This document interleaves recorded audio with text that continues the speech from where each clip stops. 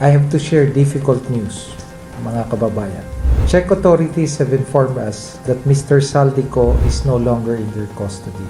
Wala man daw sa kamay ng Czech authorities si dating Ako Bicol Party List Representative Saldico, posible naman daw na nasa loob pa rin siya ng Schengen area ayon sa Department of Justice. Ang siste rito, pwede raw siyang magpalipat-lipat sa mga bansang nasa Schengen area. Ano nga ba ang Schengen area at paano ito gumagana sa Europe?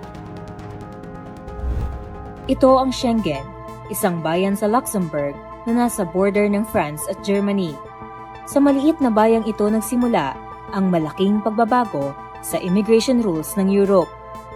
June 14, 1985, nang pirmahan ng Germany, France, Belgium, Luxembourg at Netherlands ang Schengen Agreement na unti-unting nagtanggal ng internal border checks. Sa kasalukuyan, mayroong 29 na bansa ang member state ng Schengen area na gumagamit ng iisang visa policy para sa short-term stays, kung saan naging mas madali at seamless ang pagbiyahe sa mga member state. Dahil sa Schengen Agreement, nagkaroon ng border-free zone sa Europe.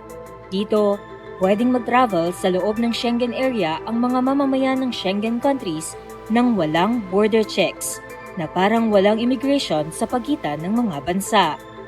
Pero minsan, pwedeng maglagay ng temporary checks ang isang bansa kung may issue sa seguridad.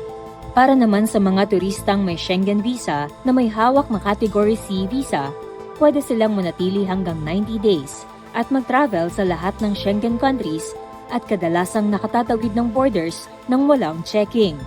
Ang mga third country national naman na may hawak na national residence permit mula sa isang Schengen country ay pwedeng mag-travel sa ibang Schengen countries ng hanggang 90 days sa loob ng 180-day period, basta valid pa ang permit nila.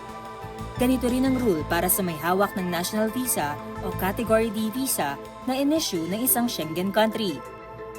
Gayunpaman, mayroon pa ring requirement para makapasok at makaikot sa mga bansa sa Schengen area kahit na border-free ang sistema sa loob. Yung una mong apply, kapag una mong Schengen visa, na lalo na tourist visa, no, kailangan kang mag-apply doon sa embahada or sa konsulado na kung saan either first entry mo or pinakamatagal kang maglalagi. For the issuance of the visa, syempre important yung travel document mo, which is the passport. And in fact, lagi nang nire-require na the passport's expiration should not be less than 6 months at the time that you applied. Halimbawa, kung ikaw ay pumasok ng Czech Republic na may Schengen visa na Category C, pwede ka nang tumawid sa kalapit bansa nitong bahagi ng Schengen area tulad ng Germany. Pero mahalagang tandaan na pwede ring magpatupad ng pansamantalang border control ang mga member state ng Schengen area. Kabilang na sa mga nagpatupad dito ang Germany mula noong March 16 hanggang September 15, 2026. Dahil dito, mayroong masistriktong border checking sa Germany, bunsod umano ng panganib sa kaayusan at seguridad mula sa uncontrolled migration. I suppose kung merong border control, that can limit. Kasi sa mga daan between countries, wala namang checkpoints. Let's say using a train and you get off at the station na first entry mo doon sa bansa na yon, kung saan meron ng mga otoridad na naka-station, that's more likely that where the enforcement of those controls will be used.